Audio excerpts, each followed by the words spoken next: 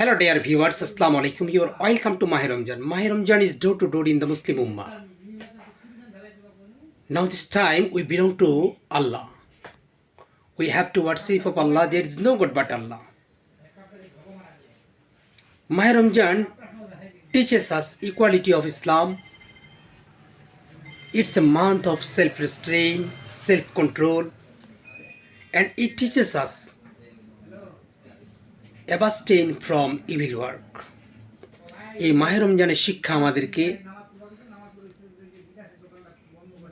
আত্মসংযমী করে তোলে এবং মন্দ কাজ থেকে বিরত রাখে। এই মাহে রমজানের শিক্ষা আমাদের জীবনে ধারণ করতে হবে এবং there is no shortcut way to success. We have to design our career, design our life according to Quranic science and Quran and Hadith.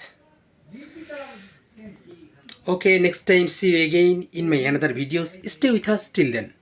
Assalamu alaikum.